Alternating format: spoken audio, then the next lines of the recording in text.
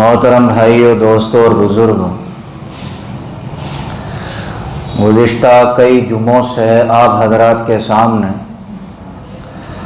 سورہ زلزال کی تفسیر بیان کی جا رہی ہے۔ جیسا کہ بتایا بھی جا چکا ہے کہ اس سورت کے اندر اللہ تبارک و تعالیٰ نے قیامت کی ہولناکی، وحشت اور دہشت کو بیان فرمایا، اور پھر یہ بھی بتایا کہ قیامت کے دن اللہ تبارک و تعالی میدان محشر میں 3 طریقے سے لوگوں کو اکٹھا کرے گا۔ کہ کچھ لوگ تو وہ ہوں گے کہ جو منہ کے بل گھسیٹ کر اللہ ان کو لے کر فرشتوں کے ذریعے میدان محشر میں جمع کرے گا۔ کچھ لوگ ایسے ہوں گے جو سواریوں پر بڑی تیزی کے ساتھ جا رہے ہوں گے، اور کچھ لوگ ایسے ہوں گے جو پیدل چل کر جا رہے ہوں گے۔ گھسٹ کر کون جا رہے ہوں گے یہ بھی بتا دیا، اور سواریوں پر کون جا رہے ہوں گے یہ بھی بتایا، اور پیدل کون چل رہے ہوں گے یہ بھی بتایا۔ اسی کے ساتھ ساتھ یہ بھی تفسیر آپ حضرات کے سامنے آئی کہ کچھ خوش نصیب لوگ ایسے ہوں گے کہ جن کو اللہ تبارک و تعالیٰ قیامت کے دن اپنے عرش کا سایہ نصیب کرے گا۔ اور یہ بہت بڑی بات ہے، یہ بہت بڑی بات ہے کہ ایسے ایسے بادشاہ کہ جنہوں نے پوری دنیا پر حکومت کر لی، ایمان نہ ہونے کی وجہ سے ان کی حالت بہت زیادہ خراب ہوگی، بہت زیادہ حالت خراب ہوگی۔ اور ایک دعا کیا کریں، اور اس کے لیے شکرانے کے 2 رکعت نفل نماز بھی پڑھ لیا کریں۔ کہتے ہیں نا کہ جس نعمت کی شکر گزاری ہو اللہ اس نعمت میں ترقی دیتا ہے، اور وہ نعمت ہے ہمارے پاس ایمان والی، کہ اللہ کرے ہم سب کا ایمان پر خاتمہ ہو، ایمان کی حالت میں اللہ اپنے پاس بلائے۔ رسول اللہ صلی اللہ علیہ وسلم نے فرمایا کہ جو ایمان کے تقاضے کے مطابق زندگی گزاریں تو اسی حالت میں ان کو موت آنی ہے۔ ایسا نہیں ہوگا کہ پوری زندگی گانے بجانے، اللہ اور اس کے رسول سے بغاوت میں گزار دی اور موت اچھی آ جائے، ایسا نہیں ہوگا۔ جیسی زندگی ہوگی ویسی موت آئے گی، جیسی زندگی ویسی موت، اور موت کے بعد کے جو فیصلے ہوں گے وہ زندگی کے آدھار پر ہوں گے۔ زندگی کیسے گزاری، موت کا بعد کا جو فیصلہ ہے، اور جو ہمارے اوپر اللہ کا قانون لگے گا تو وہ جو یہ زندگی چل رہی ہے اس کے اکارڈنگ، اس کے تحت لگے گا۔ اگر یہ زندگی ہماری اچھی تو مرنے کے بعد کے جو فیصلے ہیں وہ بھی ہمارے حق میں ہوں گے۔ اسی لیے کتابوں میں کچھ کمنٹس لکھے ہوئے ہیں، کچھ جملے لکھے ہوئے ہیں، اور وہ یہ ہیں کہ اللہ کہتا ہے کہ میرے بندے زندگی ایسے گزار لے جیسے میں چاہتا ہوں۔ یہ جو زندگی ہے میرے بندے ایسے گزار لے جیسے میں چاہتا ہوں، مرنے کے بعد ایسا ہوگا جیسے تو چاہے گا۔ زندگی اگر ایسے گزاری جیسے تو چاہتا ہے تو مرنے کے بعد پھر زندگی ویسے گزرے گی جیسے میں چاہوں گا۔ تو کچھ خوش نصیب لوگ ایسے ہوں گے کہ جو اس دنیا سے ایمان کی حالت میں جائیں گے، ایمان کے مطابق زندگی گزار کر جائیں گے، اسلامی زندگی گزار کر جائیں گے، تو اللہ تبارک و تعالی ان کو اپنے عرش کا سایہ نصیب کرے گا۔ اب بتاؤ ذرا کتنا بڑا پروٹوکول ہوگا کہ پوری دنیا میں کہیں سایہ نہ ہو، اور مہینہ ہو مئی جون جولائی کا، تپتی ہوئی دھوپ، تپتی ہوئی زمین، پیروں میں بدن میں آبلے ڈالنے والی گرم گرم ہوائیں، ہواؤں کے تھپیڑے، اور پیاس کی شدت کی وجہ سے انسان کی زبان باہر کو آ رہی ہو، اس وقت میں اگر کوئی ذرا سارا سایہ دے دے گا تو جس کو سایہ ملا ہے ایسی حالت میں جو میں نے بتا دی، اس کا دل کتنا خوش ہوگا۔ اور پھر سایہ بھی تو ہر کسی کو نہیں ملتا ہے نا، تو ایسی دہشت کے ماحول میں کہ جس کو بتا دیا کہ قیامت کا دن ایسا ہوگا کہ قیامت کی دہشت اور وحشت کی وجہ سے حمل والی عورتیں اپنے حمل کو ضائع کر دیں گی۔ دودھ پیتا بچہ کتنا پیارا ہوتا ہے اور ماں کا کتنا پیارا ہوتا ہے، جب قیامت کا سور پھونکا جائے گا تو وہ ماں اس بچے کو اٹھا کر قیامت کی دہشت اور وحشت کی وجہ سے زمین پر پھینک کے مار دے گی۔ یوم ترونھا تذہل کل مرضعۃ عما ارضعت وتضع کل ذات حمل حملھا، یہ قرآن نے بتایا۔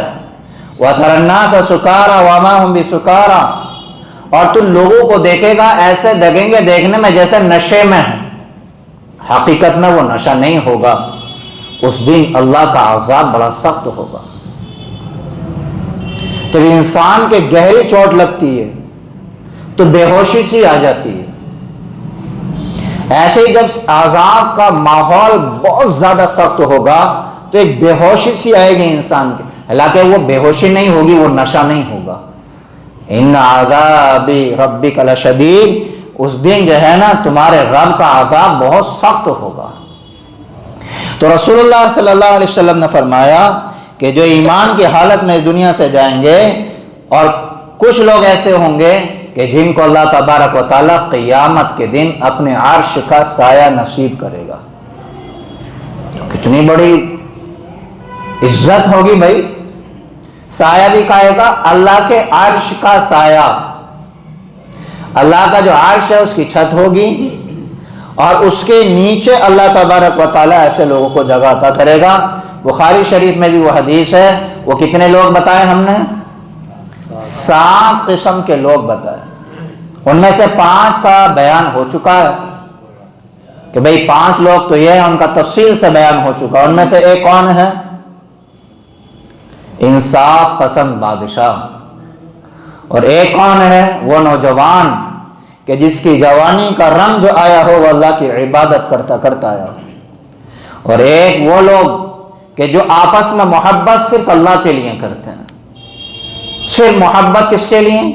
میرا ایمان والا بھائی ہے، ایمان والے کو ایمان والے میں، ایمان والے کو ایمان والے کے لیے اللہ اس کے رسول نے پابند بنایا ہے کہ تم اپنے ایمان والے بھائی سے صرف ایمان کی بیس پر محبت کرو، کوئی لالچ نہیں ہونا چاہیے۔ اور وہ لوگ کہ جن کے دل ہر وقت مسجد میں اٹکے رہتے ہیں، اور وہ لوگ کہ جو تنہائی میں اللہ کو یاد کرتے ہیں تو آنکھوں سے آنسو بہہ پڑتے ہیں، کبھی اللہ کی محبت میں اور کبھی اللہ کے خوف کی وجہ سے۔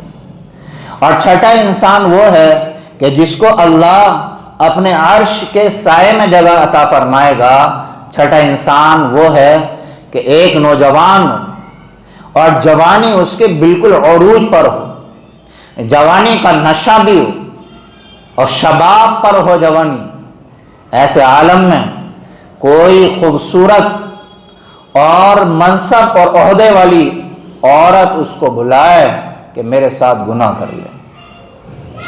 ادھر جوانی ہے، شباب زوروں پر، اور ادھر 2 چیزیں، ادھر ایک تو خوبصورتی اور دوسرا وہ منصب والی بھی، کہ بھئی خوبصورتی کی طرف شیطان مائل کرتا ہے۔ ایک تو یہ اٹریکشن ڈالنے والی دل میں یہ بات، اور دوسری کہ اگر میں اس سے گناہ کروں تو یہ اتنی پاورفل عورت ہے، اتنی پاورفل ہے کہ سب کچھ جو ہے نا خرید کر ڈال دے گی، ایک فون میں تھانہ ہی لا دے گی، چوکیوں کو اپنے قابو میں کر لے گی، یعنی نہ پکڑ کا خوف نہ عزت کا خوف، اور گناہ کرنے کا فل موقع ہے۔ اور ایسے موقع پر عورت کو یہ بلائے، دعوت دے، اور ادھر جوانی ہے، جوانی کی طاقت اور نشہ ہے، ادھر وہ دعوت دے رہی ہے، ادھر اس نوجوان نے اس سے کہا انی اخاف اللہ، کہ میں اللہ سے ڈرتا ہوں، میں یہ گناہ ہرگز نہیں کر سکتا۔ کائے کی وجہ سے رکا ہے؟ اللہ کے خوف کی وجہ سے رکا ہے۔ رسول اللہ صلی اللہ علیہ وسلم نے بتایا، بیان فرمایا کہ اس نوجوان کو اللہ قیامت کے دن اپنے عرش کا سایہ نصیب فرمائے گا، اور دنیا دیکھے گی، زمانہ دیکھے گا کہ بھئی اس کو یہ مقام و مرتبہ، یہ پروٹوکول، یہ عزت اور یہ لیول اس کو کیوں ملا ہے؟ تو اعلان ہوگا کہ اس کو گناہ کی دعوت دی گئی تھی، گناہ کی طرف بلایا گیا تھا، چاہتا تو یہ مقالہ کر لیتا، ادھر حسن و جمال تھا، ادھر منصب تھا، عہدہ تھا، کوئی راستے میں کوئی راہ رکاوٹ نہیں تھی، کوئی بندش نہیں تھی، لیکن اس نے کہا کہ میں اللہ کا خوف میرے دل میں، اللہ کے خوف کی وجہ سے رکا، تو اس نیکی کی وجہ سے اللہ تبارک و تعالیٰ نے آج اس کو یہ مقام و مرتبہ دیا ہے۔ یہ حالات کسی بھی نوجوان کے سامنے آ سکتے ہیں۔ یہ جوانی کا رنگ بڑا خطرناک ہوتا ہے، ہر کسی کے بس کی بات نہیں ہے اس رنگ کو سنبھال کے چلنا، جیسے کہ آج کل کا گیا گزرا زمانہ ہے۔ صحابہ کے سامنے یہ حالات آئے، حضور صلی اللہ علیہ وسلم کے صحابی، ان کے سامنے یہ حالات آئے۔ ایک صحابی کو عیسائیوں نے پکڑا، اور پکڑنے کے بعد میں پہلے لالچ دیا، دنیا کا لالچ، کہ ہم تمہیں یہ دے دیں گے، وہ دے دیں گے، وہاں کی حکومت دے دیں گے، وہاں کی بادشاہت دے دیں گے، وہاں کا حاکم بنا دیں گے۔ صاف کہہ دیا کہ تمہاری دنیا، یہ سلطنت میرے جوتوں کے نوک پر رکھ کر ہوا میں اڑا دوں گا، لیکن کبھی ایمان اور رسول اللہ کی محبت کی کمپرومائز نہیں کر سکتا، کبھی سودا نہیں ہو سکتا۔ دشمن سوچتے تھے کہ کس قوم سے ہمارا پالا پڑا کہ پہاڑ ٹل جائے لیکن ان کا ایمان ٹس مس نہیں ہوتا ہے، کتنے مضبوط لوگ۔ وہ کہتے ہیں نا کہ دولت کے لالچ میں آ جاتا ہے، اور کبھی عورت کے لالچ میں آ جاتا ہے، کبھی عہدے کے لالچ میں آ جاتا ہے، تو ان کو عہدہ بھی دیا اور دولت بھی ان کے قدموں میں رکھی، لیکن انہوں نے اس دولت اور اس عہدوں کے اوپر تھوکنے بھی گوارا نہیں کیا۔ جب یہاں وہ فیل ہو گئے ان کو بہکانے میں، ورغلانے میں، اور ان کے ایمان کے سودا کرنے میں، تو ان کو ایک کمرے میں بند کر دیا، یہ جاؤ تمہیں وہیں کھانا دانا وغیرہ ملے گا، اور اپنی قوم کی دوشیزہ، حسن و جمال، بے پناہ بلا کی خوبصورت لڑکیاں ان کے پاس بھیجیں، اور ان کو اس بات پر آمادہ کیا کہ ان سے اپنے ساتھ گناہ کرواؤ۔ کیسے کروانا تم جانا، یعنی کہ اس بات کا پہرا لگا دیا کہ اگر یہ گناہ کریں تو ان کے گناہ کرنے پر ہم پہرے داری کریں گے، اور چھانٹ کے لے کے آ رہے ہیں، چھانٹ کے، کہ کسی صورت میں ان کے ایمان کا سودا ہو جائے۔ انہیں معلوم تھا کہ اگر انہوں نے یہ گناہ کر لیا تو ان کا ایمان کا جو طاقت ہے، ایمان کی جو پاور، وہ ختم، کیونکہ ایمان والے کے پاس جو سب سے بڑی طاقت ہے وہ ہتھیار نہیں ہے، وہ بینک بیلنس، پیسہ، دولت نہیں ہے۔ ایمان والے کے پاس جو سب سے پاورفل طاقت ہے، وہ سب سے زیادہ وہ اس کا اپنا ایمان۔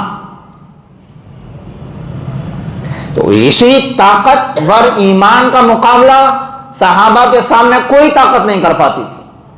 انہیں پتا تھا کہ اگر ان کا ایمان کمزور ہوا تو ہم ان پر غالب آ جائیں گے، اگر ایمان کمزور نہیں ہوا تو ہم تو کیا، دنیا کی کوئی طاقت بھی ان کو جھکا نہیں سکتی۔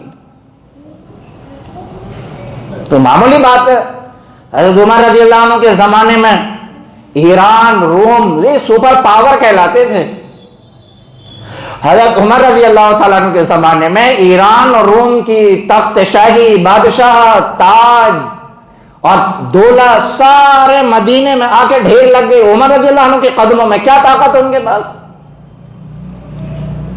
افراد کی کمی ہے، ہتھیاروں کی بھی کمی ہے. ایک طاقت ہے، وہ ہے کیا؟ ایمان کی طاقت. ایک لشکر بھیجا تھا حضرت عمر رضی اللہ عنہ نے. وہ جہاں سے گزرنا تھا عیسائیوں نے پلاننگ بنائی کہ اپنی لڑکیوں کو سجا دھجا کر کے تیار کر کے ان ایمان والوں کے راستے میں کھڑا کرو کہ یہ ہم سے مقابلہ کرنے آ رہے ہیں اور ان کے پاس سب سے زیادہ مضبوط ہتھیار جو ہے وہ ان کا ایمان ہے.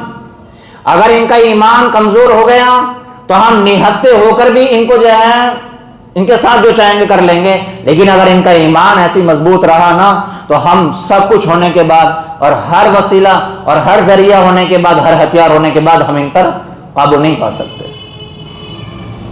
تیار کر کے بیٹھا دی. اور گانا گانے والیاں کہ گانا گا کے انہیں اپنی طرف مائل کرو،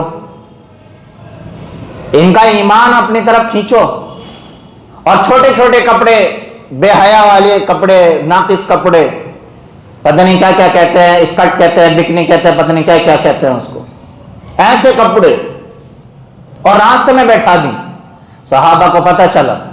حضرت عمر رضی اللہ عنہ کے پاس خط لکھا کہ ایسے ایسے عیسائیوں نے ہمارے ایمان پر ڈاکہ ڈالنے کے لیے تیاری کر رکھی ہے. حضرت عمر رضی اللہ تعالیٰ عنہ نے ایک آیت جو پوری 2 لائن کی بھی نہیں ہے، 18ویں پارے کی سورہ نور، قل للمؤمنین یغضوا من ابصارهم ویحفظوا فروجهم ذلک ازکی لهم ان اللہ خبیر بما یصنعون. یہ آیت بتاؤ، یہ آیت 2 لائن کی بھی نہیں ہے، 2 سطر کی بھی نہیں ہے. حضرت عمر رضی اللہ تعالیٰ عنہ نے ایک کاغذ کے ٹکڑے پر لکھی اور کہا کہ انہیں جا کر کے سنا دو جو وہاں پر ایمان والوں کا لشکر جا رہا ہے. وہاں جا کر سنائی اور کہا اس آیت کو سنا کر کے اس لشکر کو آگے روانہ کر دینا، اور جب تک وہ لشکر گزرتا رہے کوئی پڑھنے والا اس آیت کو بار بار پڑھتا رہے. وہ آیت پڑھ کے سنائی گئی، صحابہ رونے لگے. وہ گزر رہے ہیں اور پڑھنے والا پڑھ رہا ہے اور وہ مائل کرنے کی پوری کوشش کر رہی ہیں، اشارے بازیاں کر رہی ہیں، گانے گا رہی ہیں، الٹے سیدھی حرکتیں کر رہی ہیں، ان کے سامنے آ رہی ہیں، لیکن ان کی نگاہ ان کے قدموں سے اوپر نہیں اٹھ رہی ہے. آیت میں کیا ہے کہ اے نبی جی ان ایمان والوں سے کہہ دو کہ اپنی نگاہوں کی حفاظت کرو. یغضوا من ابصارہم، اپنی نگاہوں کو جھکا لیں. وَيَحْفَظُوا فُرُوجَهُمْ، جب نگاہ بے قابو ہوتی ہے تو پھر انسان سے زنا ہوتا ہے. نگاہ دیکھتی ہے، دماغ کے اندر خیالات آتے ہیں، وہ خیالات دل میں اترتے ہیں، اور جب یہ ساری چرخیاں سارا کارخانہ گھومتا ہے تو پھر پورے بدن کو یہی چیزیں زنا کرنے پر آمادہ کرتی ہیں. اور دل کا جو سکون ہے اور ایمان کی جو طاقت ہے وہ بے جان ہو کر کے رہ جاتی ہے. دیکھنے میں اوپر سے نمازی بھی ہوتا ہے، داڑھی والا بھی ہوتا ہے، لیکن نگاہ جب قابو میں نہیں ہوتی ہے اور نگاہ پھسلتی ہے غیر محرم عورتوں کے اوپر تو جو ایمان کا نور ہے اور جو کیفیت ہوتی ہے اندر کی وہ بالکل اچاٹ ہو جاتی ہے، بے سکونی بے اطمینانی آ جاتی ہے. ایسا لگتا ہے جیسے کہ پرندہ پنجرے کے اندر قید پریشان ہوتا ہے. پڑھنے والے پڑھ رہے ہیں، گزرنے والے گزر رہے ہیں، اور وہ اپنا کام کرنے والے جن چیزوں پر ان کو سیلری ملی تھی، پیسے ملے تھے، وہ اپنا کام کر رہی ہیں. یہ گزر گئے اور کسی ایک نے بھی آنکھ اٹھا کر نہیں دیکھا، کسی ایک نے بھی آنکھ اٹھا کر نہیں دیکھا.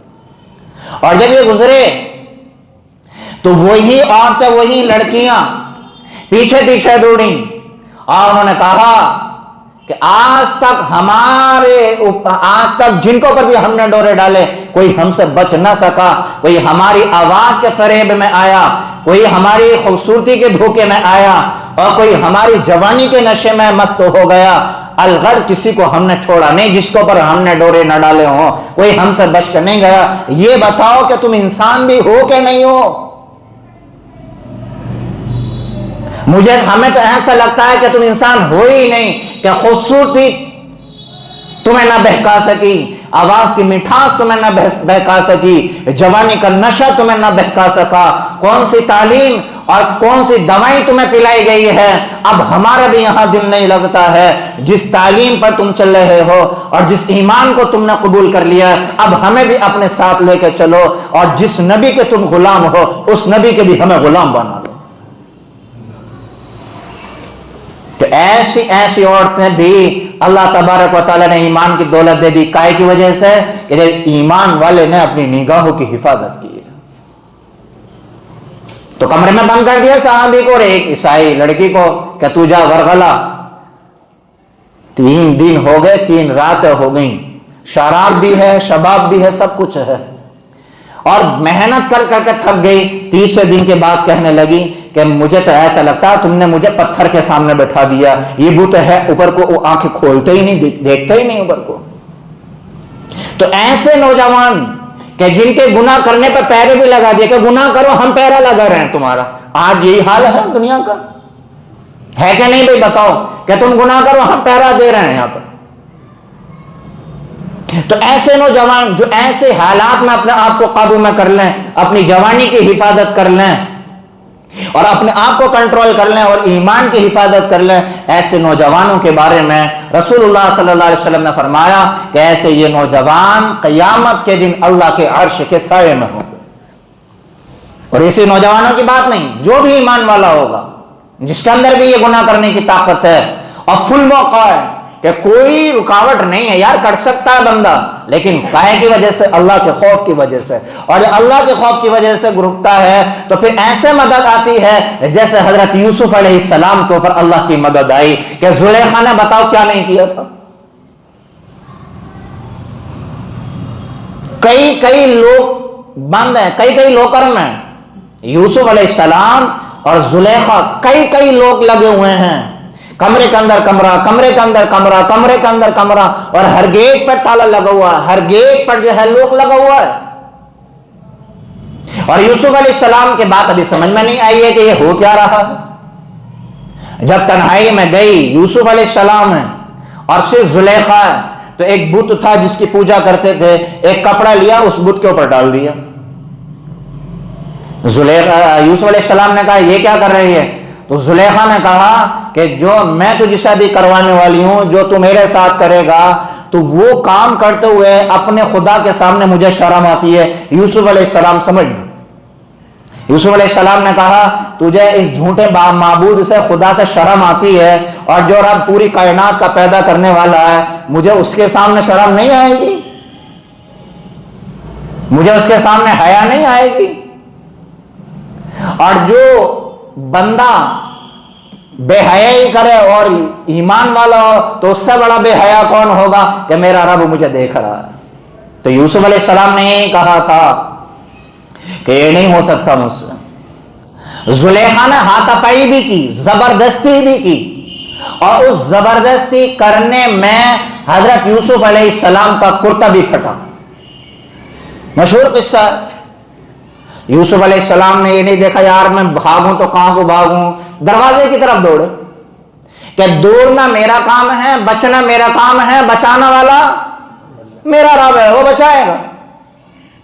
کم سے کم انسان ہمت کر کے قدم بڑھائے، اللہ جو جس انسان سے تالے لگوا سکتا ہے وہی اللہ اپنی قدرت خاص سے ان تالوں کو توڑ بھی سکتا ہے، ہر چیز پر قادر ہے وہ۔ یہ ایمان ہمارا ہونا چاہیے۔ یوسف علیہ السلام نے نہیں سوچا کہ اس میں تو تالے لگے ہوئے ہیں، میں بھاگوں گا بھی تو پھر وہیں رک جاؤں گا، کہ نہیں، بھاگنا میرا کام ہے، قدم بڑھانا میرا کام ہے، اور بچانے والا مجھے اور میری عزت کو، میرے ایمان کو اور میری حیا کو بچانے والا اللہ ہے۔ میں بھاگوں۔ بھاگتے گئے اور دروازہ آٹومیٹک کھلتے چلے گئے، کوئی کھولنے والا نہیں۔ یوسف علیہ السلام نے دروازوں کو ہاتھ بھی نہیں لگایا اور دروازہ آٹومیٹکلی کھل رہے ہیں۔ کھلتے گئے، یوسف علیہ السلام بھاگ رہے ہیں اور پیچھے سے زلیخا بھاگ رہی ہے۔ زلیخا نے بھاگتے بھاگتے یوسف علیہ السلام کا پیچھے سے کرتے کا دامن پکڑا اور وہ دامن پھٹا اور زلیخا کے ہاتھ میں ہی رہ گیا۔ اور جب وہاں پہنچے آخری دروازے پر تو زلیخا کا شوہر تھا، اس نے کہا یہ کیا ہو رہا ہے، یہ کیسا بھاگم بھوگی ہو رہی ہے؟ تو اب زلیخا نے پیترا بدلا اور کہا یہ تمہارا غلام ہے اور میرے ساتھ اس نے برائی کا ارادہ کیا ہے، اب اسے سزا دو۔ اب یوسف علیہ السلام خاموش، بول نہیں رہے۔ کیوں؟ اس لیے کہ یہ منصب والی ہے، یہ عہدے والی ہے، یہ بادشاہ ہے یہاں کی، اگر میں بولوں گا بھی تو میری تو بات مانے گی نہیں ہے، اس کا شوہر بات نہیں مانے، خاموش رہے۔ ایک بچہ تھا پالڑے میں، وہ جھول رہا تھا، اس نے گواہی دی اور اس نے معلوم ہے فیصلہ کیا سنایا؟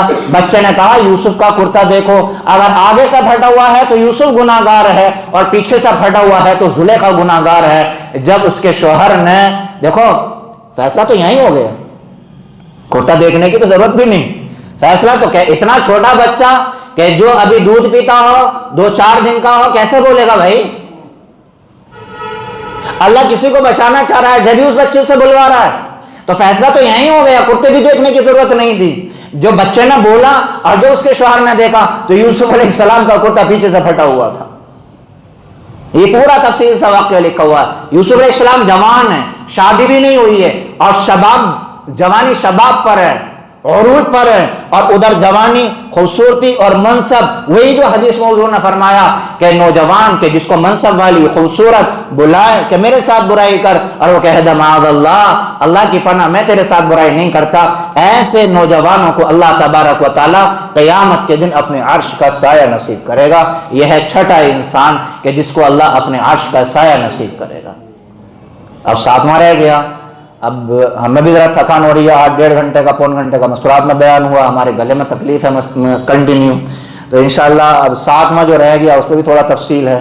آج کے دن تفسیر نہیں ہوگی، آج کے دن ہمارا سفر ہے چندوسی کی طرف، اسلام نگر، وہاں جلسہ، وہاں جانا، تو آج کے دن کے بعد جو آج کا دن آئے گا انشاءاللہ اس میں وہ 7واں شخص بیان کریں گے۔ آپ ایسے ہی برابر آئیں، اللہ آپ کے آنے کو قبول فرمائے۔